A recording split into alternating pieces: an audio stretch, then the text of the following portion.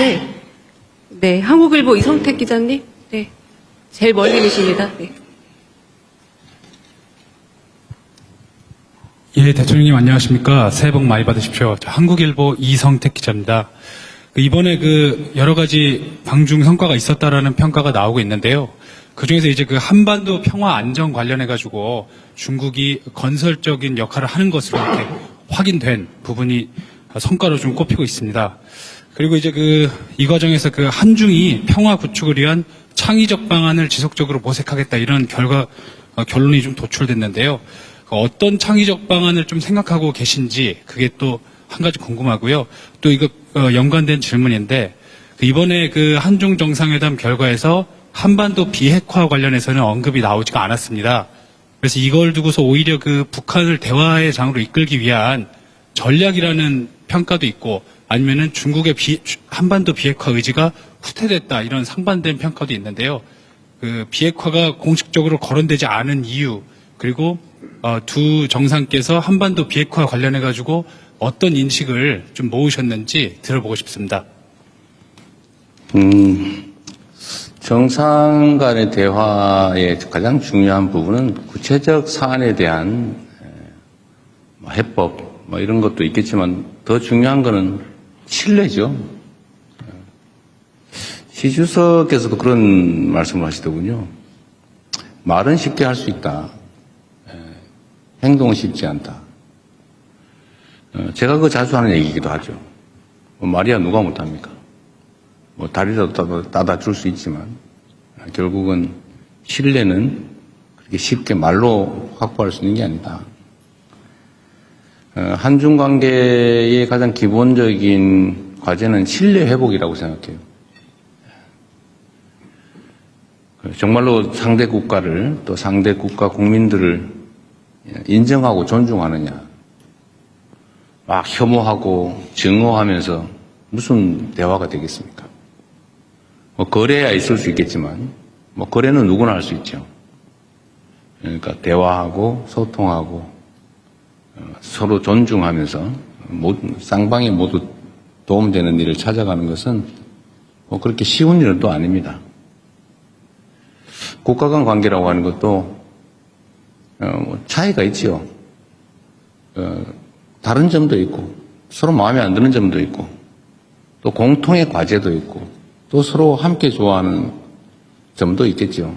그러나 그 차이들은 좀 줄여나가고 또 갈등적 요소는 또 최소화하고 이해하려고 노력하고 또 상대의 입장을 존중하고 또 공통으로 추구하는 가치들에 대해서는 또 함께 힘써 노력하고 또 이러다 보면 관계는 개선이 되겠죠. 큰 방향이 어긋나는 쪽으로 가느냐 또 함께하는 쪽으로 가느냐 이 방향이 중요하지 않습니까? 그 방향에서 제일 크게 영향을 미치는 것은 결국 정상 간의 신뢰 그리고 아주 근본적으로는 각국 국민들의 마인드겠죠.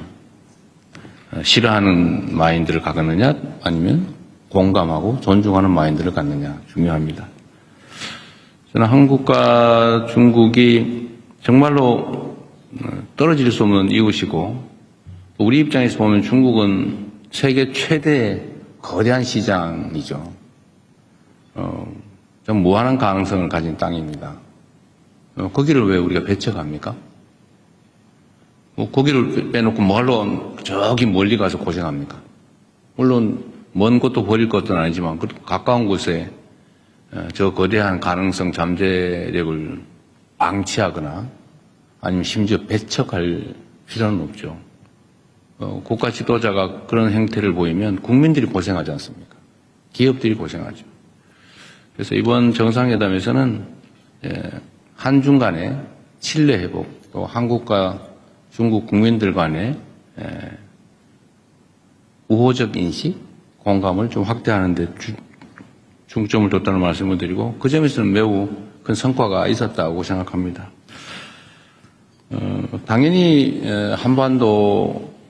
한반도를 중심으로 한 평화와 안정은 중요한 의제이죠. 당연히 아주 긴 시간 깊이 있는 논의를 했습니다. 그러나 이게 우리가 있는 얘기를 모두 대외적으로 공개를 하는 게 바람직할 때도 있고 또 그게 불필요한 오해를 낳을 수도 있거나 뭐 이렇기 때문에 일부만 얘기하는 겁니다. 한반도 평화와 안정이 이제 중국에게도 매우 중요한 관심사라는 점은 당연히 공감했습니다. 우리 대한민국 입장에서도 국가 존속의 문제, 또 대한민국 성장 발전에 크게 영향을 미치는 중요 의제인 건 또 명백하죠. 제가 중국 측에 요청을 한 게 있습니다. 북한의 핵 문제를 포함해서 한반도의 이 문제에 대해서 좀 중재 역할을 좀 해주면 좋겠다. 우리는 모든 통로가 막혔다. 신뢰가 완전히 제로일 뿐만 아니라 적대감만 있다. 그래서 우리는 노력하지만 지금 현재는 완전히 차단된 상태라서 소통 자체가 안 되니까 중국이 그 중재자 역할을, 평화의 중재자 역할을 좀 해주면 좋겠다. 이렇게 얘기했습니다. 시 주석께서는 지금까지 노력을 평가하고 인내심을 가질 필요가 있다. 이런 얘기를 했습니다. 인내심에 관한 얘기는 시 주석뿐만 아니라 이창 총리도 똑같은 얘기를 하더군요. 인내심 얘기를. 그 말이 맞습니다. 우리가 꽤 오랜 시간 동안에 북한에 대해서 군사적 공격 행위를 했지 않습니까, 사실? 북한에서는 엄청 불안했을 겁니다.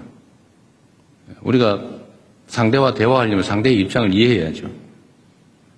또 북한 편들었다고 종북이라고 할 겁니까?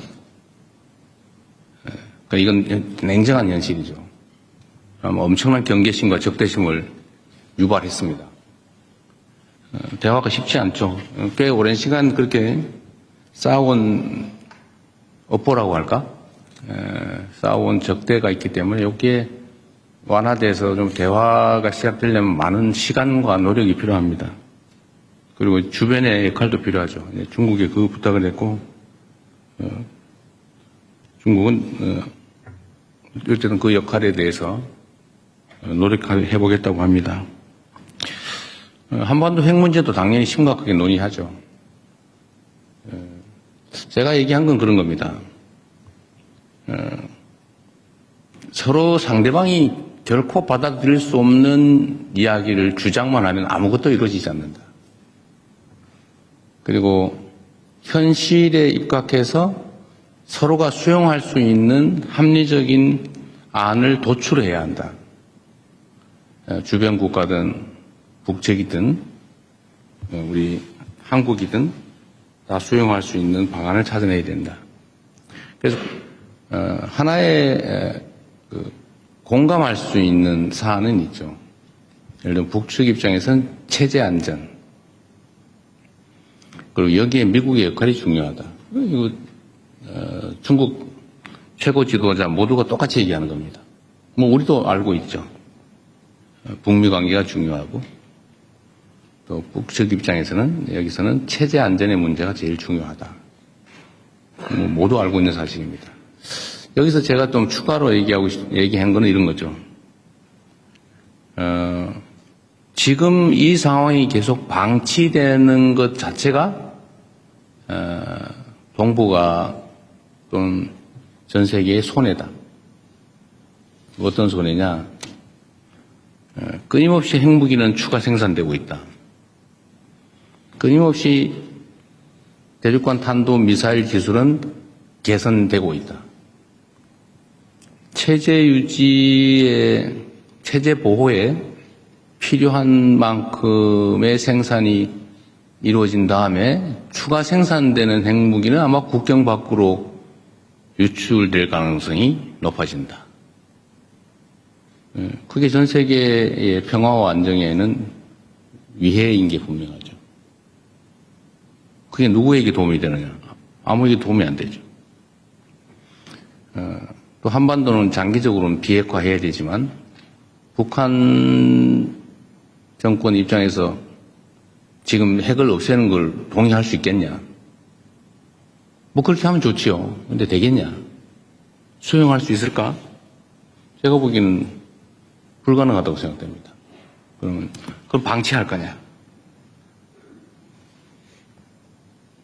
결국 여기서 실현 가능한 모두에게 도움되는 길을 찾아내야죠. 그래서 중단하는 거, 현재 상태에서 중단하는 거, 추가 생산을 하지 않고 국외로 핵물질을 반출하지 않고 더 이상 ICBM 개발을 하지 않는 것만도 이익이니까 그 이익을 포기하는 보상 또는 대가를 지급하고 일단 할 수 있지 않냐. 일단. 단기적으로. 그리고 여기 어느 정도 되면 중기적으로 좀 감축해 나가자. 그리고 좀 길게 봐서 한반도, 핵 없는 한반도, 이거는 포기하지만 말아야 한다. 장기적인 목표로. 그래서 이 단기, 중기, 장기 목표를 가지고 우리가 접근해보자. 이때까지 맨날 얘기했던, 우리가 제안했던 안이죠. 이 점을, 이 진정성에 대해서 북측에 좀 충실하게 설명을 해달라라는 부탁을 했습니다. 그렇게 끊임없이 또 시간을 갖고 노력해 봐야 되겠죠. 안 하는 것보다 나으니까. 또 해야 되니까. 이런 점에 대해서 중국 측에 공감이 있었다는 말씀을 드립니다. 정말로 많은 노력이 필요해요. 그리고 여기에는 우리 대한민국 국민 여러분의 또 인내와 이해도 필요합니다. 여기에 자꾸 정략적인 이유를 붙여서 자꾸 흔들고 발목 잡고 이러면 아무것도 안 됩니다. 점점 더 상황은 나빠질 뿐이죠. 상황 개선을 위해서 좀 힘을 모아주시면 좋겠다는 말씀을 드립니다. 네, 뭐 중요하고 복잡한 의제에서 말이 좀 길었네요. 네, 말씀 잘 들었습니다. 이번에는 제 마음대로 여성 기자분에게 좀 우선권을 드리겠습니다. KBS 손서영 기자님. 네.